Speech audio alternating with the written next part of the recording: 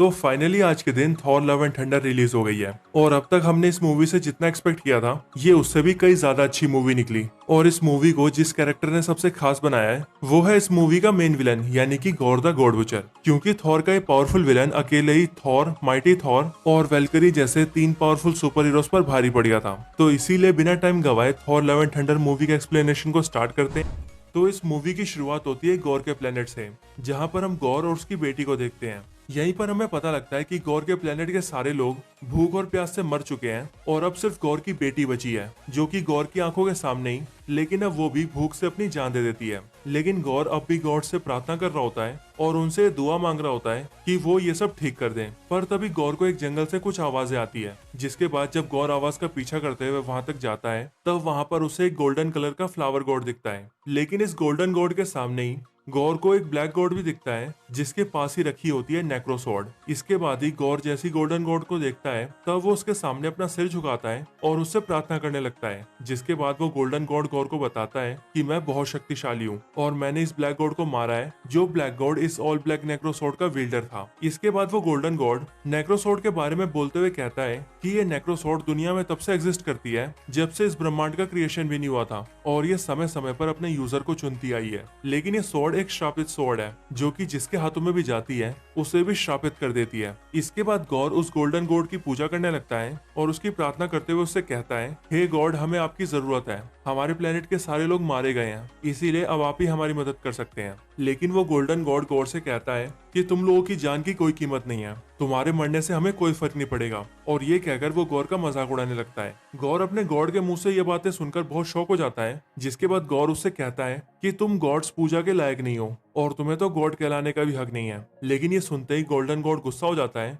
और वो गौर को जान से मारने लगता है। पर तभी ऑल ब्लैक नेक्रोसॉर्ड, जो कि जमीन पर पड़ी होती है, वो हवा में उड़ते हुए गौर के हाथों में आ जाती है और गौर से कहती है कि सारे गॉड्स को मार दो, क्योंकि ये गॉड्स इसी लायक है। जिसके बाद गौर नेक्रोसॉर्ड से उस गोल्डन गॉड को मार देता है और इसके बाद गौर कसम खाता है कि अब वो ब्रह्मांड के सारे गॉड्स को मार देगा। इसके बाद गौर एक एक करके यूनिवर्स के सारे गॉड्स को मारने लगता है और अलग अलग प्लैनेट्स पर जाकर उन गॉड्स को ढूंढ ढूंढ कर उनकी जान लेने लगता है। लेकिन फिर वहीं दूसरी तरफ हमें थॉर दिखाया जाता है, जो कि एक जगह पर बैठकर मेडिटेशन कर रहा होता है। और फिर हमें कॉर की आवाज आती है, जो कि कुछ बच्चों को थॉर की स्टोरी सुनाता है। और जैसे जैसे कॉर उन बच्चों को स्टोरी सुनाता है, वैसे वैसे दूसरी तरफ हमें थॉर का ट्रांसफॉर्मेशन दिखता है, जो कि अब मेहनत कर करके खुद को पहले की तरह फिट कर लेता है। इसके बाद ही हमें एक प्लेनेट दिखाया जाता है, जहाँ पर कुछ मॉन्स्टर्स हमला कर देते हैं और उन्हीं मॉन्स्टर्स का सामना गार्डियंस ऑफ द गैलेक्सी कर रहे होते हैं। लेकिन जब गार्डियंस अकेले उन्हें नहीं हरा पाते तब वो वहाँ पर थॉर को बुलाते हैं। जिसके बाद थॉर वहाँ पर आते ही उन सभी मॉन्स्टर्स को अकेले ही मार देता है। लेकिन जैसे ही वो उन सभी मॉन्स्टर्स को मारकर उस प्लेनेट से जाने लगते हैं,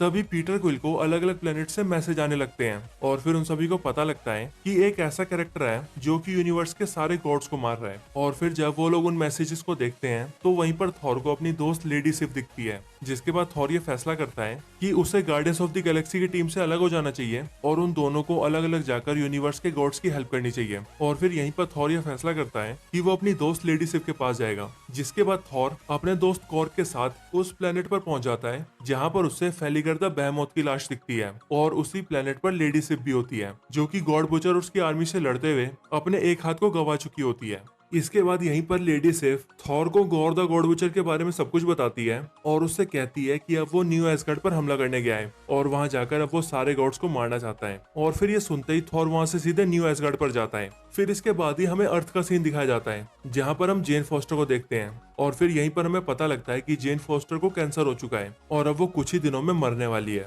लेकिन फिर जेन फॉस्टर जब हॉस्पिटल से आकर अपने घर पे बैठी होती है, तभी वो एक बुक के अंदर म्योनिर का नाम पढ़ती है। जिसके बाद उसे ये फील होता है कि उसे म्योनिर के पास जाना चाहिए और फिर ये डिसाइड करते ही जेन फॉस्टर न्यू एस्गर्ड पहुंच जाती है और वहां जाकर टूटे हुए म्योनिर को देखती है। लेकिन जेन फॉस्टर को अपने पास देखते ही वो टूटा हुआ म्योनिर हिलने लगता है और सीधे उसके हाथों में आ जाता है। जिसके बाद जेन फॉस्टर बनती है माइटी थॉर। फिर न्यू एस्गर्ड पर रात हो जाती है, जिसके बाद हम ये देखते हैं कि गॉर अपनी ब्लैक मॉन्स्टर्स की आर्मी के साथ न्यू एस्गर्ड पर अटैक कर चुका है और एक एक करके वहां के लोगों को मारने की कोशिश कर रहा है। पर तभी वहां पर थॉर आ जाता है और वो गॉर की आर्मी से लड़ने लगता है। जिसके बाद वेलकरी और एस्गर्ड के बाकी सोल्जर्स भी वहां आकर फाइट करने लगते हैं और फिर तभी वहां एंट्री होती है माइटी थॉर की। इसके बाद थॉर का सामना पहली बार गॉर द गॉड बुचर से होता है, जो कि पहले तो थॉर थॉर पर भारी पड़ता है, लेकिन फिर उसके बाद थॉर अपने स्टॉर्म ब्रेकर के साथ गॉर को हरा देता है, जिसके बाद गॉर अपनी आर्मी के साथ वहां से भागने लगता है और वहां से भागते भागते वो एसगार्ड के सारे बच्चों को अपने साथ ले जाता है। इसके बाद जैसे ही गॉर और उसकी आर्मी जाती है, वैसे ही थॉर जेन फोस्टर से मिलता है और वो उससे इन सब के बारे में पूछता है कि उसने म्योनिर को कैसे उठाया, जिसके बाद वो थॉर को कहती है कि बस मुझे म्योनिर की याद आई और मैं यहाँ पर आ गई। फिर इसके बाद यहीं पर हमें फ्लैशबैक दिखता है, जहाँ से हमें पता लगता है कि थॉर और जेन फोस्टर काफी सालों पहले साथ रहा करते थे और उसी बीच थॉर ने एक बार अपने म्योनिर से ये कहा था कि मेरे प्यारे दोस्त म्योनिर, तुम हमेशा जेन का ख्याल रखना। और थॉर के ये वर्ड्स म्योनिर के लिए एन्चेंटमेंट बन गए, जिस एन्चेंटमेंट को म्योनिर ने अपने अंदर स्टोर कर लिया। और फिर इसी वजह से जब जेन फोस्टर म्योनिर के पास आई, तब म्योनिर ने यह जान लिया कि जेन की जान खतरे में है और अपने एन्चेंटमेंट के अकॉर्डिंग उसने जेन के हाथों में आकर उसकी जान बचा ली। इसके बाद ही हमें फिर से प्रेजेंट दिखाया जाता है, जहाँ पर थॉर, माइटी थॉर और वेलकरी सारे एसगार्डियन से बोल रहे होते हैं कि हम अपने एसगार्ड के बच्चों को सही सलामत वापस लेकर आएंगे। और फिर थॉर, माइटी थॉर और वेलकरी तीनों मिलकर बच्चों को वापस लाने के बारे में सोचने लगते हैं। पर फिर यहीं पर हेमडाल का बेटा, जिसका नाम एक्सेल है, वो थॉर से कम्युनिकेट करता है। ठीक वैसा ही कम्युनिकेशन जैसा कि हमने थॉर रैग्नारोक के अंदर थॉर और हेमडाल को करते हुए देखा था। और एक्सेल ऐसा इसीलिए कर पाता है क्योंकि उसके पास भी अपने फादर हेमडाल जैसी पावर्स होती है। इसके बाद जब एक्सेल थॉर से कम्युनिकेशन बनाता है, तब थॉर उन सारे बच्चों को देख पाता है और फिर थॉर को ये पता लगता है कि गॉर एसगार्ड के सारे बच्चों को लेकर शैडो रियाल में आ चुका है, एक ऐसी जगह जहाँ पर सिर्फ अंधेरा है। और इसीलिए गॉर यहाँ पर बहुत पावरफुल है और यहाँ पर गॉर ने उन सभी बच्चों को एक पिंजरे में बंद कर रखा है। थॉर को जैसे उन बच्चों के बारे में पता लगता है, वैसे ही वो कम्युनिकेशन के जरिए उन बच्चों से कहता है कि चिंता वाली कोई बात नहीं है, मैं तुम सबको बचाने आ रहा हूँ। और फिर इसके बाद ही थॉर वहाँ पर जाने की तैयारी करने लगता है। लेकिन फिर यहीं पर थॉर, माइटी थॉर और वेलकरी ये डिसाइड करते हैं कि वो लोग अकेले गॉर को नहीं हरा सकते। इसीलिए थॉर उनसे कहता है कि हमें बाकी के सारे गॉड्स को अपने साथ लेना होगा, ताकि हम एक टीम की तरह मिलकर गॉर को हरा सकें। और इसीलिए बाकी गॉड्स को साथ लेने के लिए वो तीनों ही ओमनीपोटेंट सिटी जाते हैं। वैसे अगर आपने मेरी Thor, god of thunder, God of storyline वाली वीडियो देखी होगी, तब आपको ये पता होगा कि मैं कौन से ओमनीपोटेंट सिटी की बात कर रहा हूँ। ओमनीपोटेंट सिटी एक ऐसी सिटी है जिसे आप यूनिवर्स के सारे गॉड्स का पार्लियामेंट कह सकते हैं। और मार्वल कॉमिक्स के अंदर ऐसा बताया गया है कि इस सिटी के अंदर यूनिवर्स के सारे गॉड्स की सारी इन्फॉर्मेशन है। और एमसीयू के अंदर हमें ये दिखाया गया है कि ओमनीपोटेंट सिटी के अंदर यूनिवर्स के सारे गॉड्स इकट्ठा होते हैं और इसी सिटी के अंदर रहा करते हैं। और इस सिटी को रूल करता है ज़ियुस, द गॉड ऑफ स्काई। इसके बाद थॉर, माइटी थॉर, वेलकरी और कॉर्ग चारों ही ओमनीपोटेंट सिटी आते हैं और ज़ियुस से मदद मांगते हैं और उससे कहते हैं कि हमें गॉड बुचर को हराने के लिए साथ मिलना होगा। लेकिन ज़ियुस थॉर से साफ साफ कहता है कि वो गॉड से डरता है, इसीलिए वो गॉड का सामना नहीं करेगा। और बची बात उनके मरने की, तो इस जगह के बारे में सिर्फ गॉड जानते हैं, इसीलिए गॉड कभी भी यहाँ नहीं पहुंच पाएगा। और यहीं पर ज़ियुस थॉर से ये भी कहता है कि गॉर के पास नेक्रोसोर्ड है और मैं जानता हूँ कि अगर उससे अभी भिड़ा जाए तो वो अपने नेक्रोसोर्ड से हम सभी को मार देगा, इसीलिए हम में से कोई भी उसका सामना नहीं करेगा। पर यहीं पर ज़ियुस थॉर से ये भी कहता है कि अब थॉर को भी वहीं पर रुकना पड़ेगा, क्योंकि अब वो थॉर को गॉड से लड़ने नहीं देगा। और ऐसा इसीलिए क्योंकि ओमनीपोटेंट सिटी के बारे में सिर्फ गॉड्स ही जानते हैं। और इसीलिए अगर उनमें से कोई गॉड यानी कि थॉर गॉड से फाइट करेगा, तो ज़ियुस को ये डर है कि कहीं गॉड थॉर से ओमनीपोटेंट सिटी का एड्रेस ना निकलवा ले, क्योंकि अगर ऐसा होता है तो फिर सारे गॉड्स की जान खतरे में आ सकती है। लेकिन थॉर ज़ियुस को कायर बोलता है, जिस पर ज़ियुस गुस्सा हो जाता है और वो थॉर के ऊपर अपने थंडरबोल्ट वेपन से अटैक कर देता है। लेकिन थॉर उस वेपन को अपने हाथों से पकड़ लेता है और उससे ज़ियुस पर अटैक कर देता है, जिससे ज़ियुस का वेपन ज़ियुस के आर पार हो जाता है और ज़ियुस नीचे गिर जाता है और ऐसा लगता है कि ज़ियुस मारा जा चुका है। इसके बाद ही वेलकरी थॉर से कहती है कि हमें ज़ियुस का वेपन ले लेना चाहिए, क्योंकि ज़ियुस के वेपन थंडरबोल्ट के अंदर लगभग स्टॉर्म ब्रेकर जितनी पावर्स हैं और वो भी स्टॉर्म ब्रेकर की तरह ही किसी को भी कहीं भी टेलीपोर्ट कर सकता है। इसीलिए ज़ियुस को हराने के बाद थॉर ज़ियुस के थंडरबोल्ट को ले लेता है और फिर वो चारों वहां से बाहर निकल जाते हैं। वहां से बाहर निकलने से पहले उन पर ज़ियुस की आर्मी के बहुत से वॉरियर्स हमला कर देते हैं, लेकिन वो चारों ही उनसे फाइट करके वहां से निकल जाते हैं। पर वहां पर फाइट करने के दौरान ही थॉर का फ्रेंड कॉर्ग जख्मी हो जाता है और उसकी बॉडी पूरी तरह से टूट जाती है, लेकिन कॉर्ग अभी भी जिंदा होता है। इसीलिए थॉर कॉर्ग के फेस को अपने साथ ले लेता है ताकि वो कॉर्ग को फिर से एक नई बॉडी दे सके। थॉर अपने साथियों के साथ वहां से निकल जाता है, लेकिन वहीं पर ज़ियुस ने थॉर को यह भी बताया होता है कि वो जानता है कि गॉर का प्लान क्या है। गॉर अब सीधा इटर्निटी के पास जाना चाहता है और उससे ये विश मांगना चाहता है कि यूनिवर्स के सारे गॉड्स मारे जाएं। और इटर्निटी को लेकर ये कहा जाता है कि जो भी बीइंग सबसे पहले इटर्निटी के पास जाएगा, इटर्निटी उसकी एक विश को पूरा करेगा। पर इटर्निटी तक पहुंचने के लिए किसी को भी गेट ऑफ इटर्निटी को खोलना पड़ेगा, लेकिन उस गेट ऑफ इटर्निटी की चाबी क्या है और कहाँ रखी है, इस बारे में कोई नहीं जानता। फिर इसके बाद ही थॉर, माइटी थॉर और वेलकरी के साथ शैडो रियाल पहुंचता है और वहां जाकर गॉर को ढूंढने लगता है। पर जैसे ही ये लोग यहाँ पर पहुंचते हैं, तभी माइटी थॉर को वहाँ पर एक ड्राइंग दिखती है, जिस ड्राइंग के अंदर गेट ऑफ इटर्निटी की फोटो बनी होती है और उसकी चाबी की भी फोटो होती है। और फिर उस ड्राइंग को देखते ही जेन फॉस्टर को ये पता लग जाता है कि गेट ऑफ इटर्निटी की चाबी और कुछ नहीं बल्कि स्टॉर्म ब्रेकर ही है। और फिर इस बारे में पता लगते ही जेन फॉस्टर जल्दी से थॉर से उसका स्टॉर्म ब्रेकर लेती है और उसे दूर स्पेस में फेंक देती है। जिसके बाद जब थॉर माइटी थॉर से इस बारे में पूछता है, तब वो थॉर और वेलकरी को बताती है कि गेट ऑफ इटर्निटी की चाबी स्टॉर्म ब्रेकर ही है और ये सब गॉर का प्लान है ताकि वो हमें यहाँ पर बुला सके और स्टॉर्म ब्रेकर को थॉर से छीन सके। पर तभी हम देखते हैं कि उन तीनों के सामने गॉर आ जाता है, जो कि अपने नेक्रोसोर्ड की हेल्प से उन तीनों को कैद कर लेता है। पर वो तीनों अपने आप को छुड़ा लेते हैं और गॉर से लड़ने लगते हैं। लेकिन उस फाइट में लड़ने के दौरान ही जब वेलकरी ज़्यूस का थंडरबोल्ट यूज करके गॉर पर अटैक कर रही होती है, तभी गॉर थंडरबोल्ट को उसके हाथों से छीनकर उससे वेलकरी की पीठ पर हमला करता है और उस थंडरबोल्ट को वेलकरी के आर पार कर देता है। जिसके बाद थॉर और माइटी थॉर ये डिसाइड करते हैं कि उन्हें इस फाइट से अभी पीछे हटना होगा और वेलकरी की जान बचाने के लिए अर्थ पर जाना होगा। और इसीलिए थॉर अपने स्टॉर्म ब्रेकर से बाइफ्रोस्ट खोलता है और सबको वहां से ले जाने लगता है। पर जैसे ही थॉर स्टॉर्म ब्रेकर से बाइफ्रोस्ट खोलता है, वैसे ही गॉर स्टॉर्म ब्रेकर को पकड़ लेता है और उसे थॉर के हाथों से छीनने लगता है। और क्योंकि बाइफ्रोस्ट का इफेक्ट बहुत ज्यादा पावरफुल होता है, इसीलिए थॉर से उसका स्टॉर्म ब्रेकर छूट जाता है और वो तीनों अर्थ पर पहुंच जाते हैं और दूसरी तरफ स्टॉर्म ब्रेकर गॉर के हाथों में आ जाता है। जिसके बाद गॉर गेट ऑफ इटर्निटी को खोलने के लिए निकल जाता है।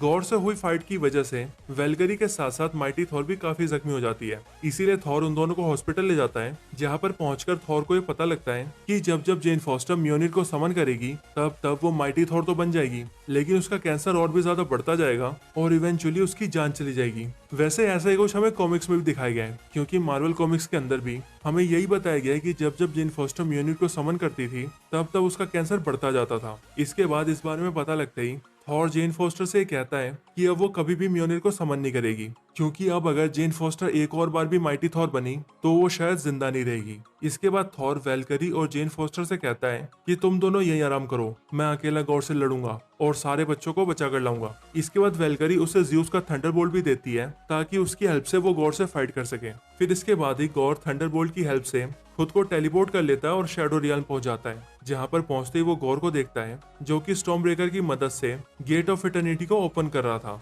यहाँ पर पहुंचते ही वो बच्चों को भी देखता है और फिर थॉर अपनी पावर से उन बच्चों को भी पावर दे देता है, जिसके बाद वो सारे बच्चे गॉर की शैडो आर्मी से फाइट करने लगते हैं और थॉर गॉर से फाइट करने लगता है। लेकिन गॉर थॉर पर भारी पड़ता है और उसे मारने की कोशिश करता है और लगभग अपने नेक्रोसॉर्ड से थॉर को मारने ही वाला होता है, लेकिन फिर तभी वहां पर माइटी थॉर भी आ जाती है, जो कि अपने म्योनिर से गॉर को दूर गिराती है। इसके बाद थॉर और माइटी थॉर दोनों मिलकर गॉर का सामना करते हैं और किसी तरह गॉर के नेक्रोसॉर्ड को तोड़ देते हैं। जिसके बाद गॉर के नेक्रोसॉर्ड के टूटते ही गॉर की सारी पावर्स चली जाती है। लेकिन तब तक हम देखते हैं कि गॉर गेट ऑफ इटर्निटी को खोलने में कामयाब हो गया था और उसने सक्सेसफुली उस गेट को खोल दिया था। लेकिन जेन फॉस्टर के आखिरी बार थॉर बनने की वजह से उसकी हालत बहुत ज्यादा बुरी हो जाती है, इसीलिए वो मरने की हालत में आ जाती है। लेकिन दरवाजा खुलता हुआ देखते ही गॉर वहां से इटर्निटी के पास जाता है, जिसे देखकर जेन फॉस्टर थॉर से कहती है कि उसे पहले जाकर गॉर को रोकना चाहिए। इसके बाद थॉर अपना स्टॉर्म ब्रेकर उन बच्चों को देता है और वहां पर हेमडाल के बेटे से कहता है कि बाइफ्रोस्ट को ओपन करके सारे बच्चों को न्यू एसगार्ड ले जाओ। और थॉर के बोलते ही वो सारे बच्चे वहां से न्यू एसगार्ड पहुंच जाते हैं। लेकिन वहीं दूसरी तरफ गॉर इटर्निटी के पास पहुंच जाता है और जैसे ही गॉर उस दरवाजे के पार जाता है, वैसे ही गॉर, थॉर और जेन फॉस्टर तीनों ही इटर्निटी के पास आ जाते हैं। पर जैसे ही गॉर इटर्निटी के आगे जाता है, वैसे ही पीछे से थॉर उसे रोकने की कोशिश करता है और गॉड से कहता है कि प्लीज सारे गॉड्स को मत मारो, क्योंकि इस तरह सारे गॉड्स को मारकर अपना बदला लेने से तुम्हें कभी भी शांति नहीं मिलेगी। इसीलिए तुम अपनी विश से गॉड्स को मारने की बजाय अपनी बेटी को भी जिंदा कर सकते हो। इसीलिए मैं तुमसे कहूंगा कि सारे गॉड्स को मारने की बजाय तुम अपनी बेटी को जिंदा कर लो। गौर ये सुनकर ऐसा ही करता है और क्योंकि गौर अपनी बेटी से बहुत प्यार करता है, इसीलिए वो इटर्निटी से विश मांगता है कि वो उसकी बेटी को जिंदा कर दे। जिसके बाद ऐसा ही होता है, गौर की बेटी जिंदा हो जाती है और उसके सामने खड़ी हो जाती है। लेकिन वहीं दूसरी तरफ जेन फॉस्टर थॉर के हाथों में अपनी जान दे देती है। और वही बात करें गौर की, तो नेक्रोसॉर्ड के खत्म होने के बाद ही गौर भी अब बहुत ज्यादा कमजोर हो चुका था और इसीलिए अब वो भी मरने वाला था। इसीलिए अपनी बेटी से आखिरी बार गले मिलकर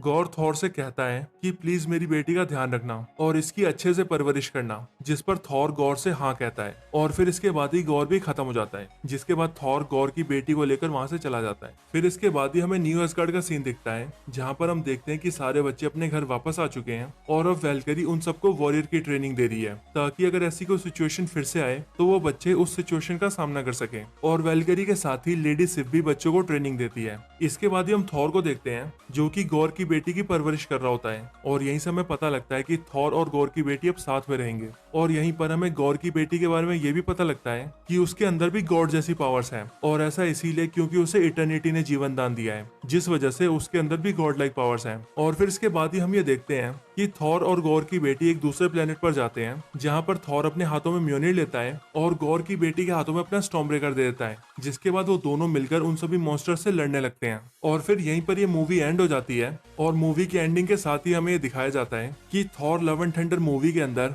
थंडर थॉर को रिप्रेजेंट करता है और लव गॉर की बेटी को। तो यहीं पर ये मूवी एंड होती है। वैसे इस मूवी के अंदर 2 क्रेडिट सीन्स हैं, एक मिड क्रेडिट सीन और दूसरा पोस्ट क्रेडिट सीन। तो अगर इस वीडियो पर रिस्पॉन्स अच्छा आता है और आप सभी मुझे क्रेडिट सीन्स के ऊपर वीडियो बनाने के लिए बोलते हैं तो मैं कल थॉर लव एंड थंडर के क्रेडिट सीन्स के ऊपर वीडियो जरूर बनाऊंगा, जिसके अंदर मैं इस मूवी का मिड क्रेडिट सीन और पोस्ट क्रेडिट सीन को एक्सप्लेन करूंगा। तो अगर आपको वो वीडियो चाहिए तो कमेंट जरूर करना। तो बस आज की इस वीडियो के अंदर इतना ही। अगर आपको ये वीडियो अच्छी लगी हो तो आप हमारी top 10 upcoming villains of Thor in MCU वाली वीडियो भी चेकआउट कर सकते हैं, जिस वीडियो के अंदर हमने उन 10 विलन्स की बात की है जो कि अब हमें गॉड द गॉड बुचर के बाद दिखेंगे। और अगर आपको वो वीडियो अच्छी लगे तो आप हमारी top 10 upcoming villains in MCU, top 10 superheroes who can defeat Thor, Stormbreaker versus म्योनिर और Thor god of thunder god bomb storyline जैसी कमाल की वीडियोस देख सकते हैं। मैं इन सभी वीडियोस का लिंक डिस्क्रिप्शन में भी दे दूंगा, तो अगर आप इंटरेस्टेड हो तो चेकआउट जरूर करना। तो इस वीडियो को यहीं पर एंड करते हैं। ये वीडियो अच्छी लगी हो तो इसे लाइक जरूर करें, चैनल को सब्सक्राइब नहीं किया तो अभी के भी सब्सक्राइब करें। मैं आपसे मिलता हूँ ऐसी किसी और बेहतरीन वीडियो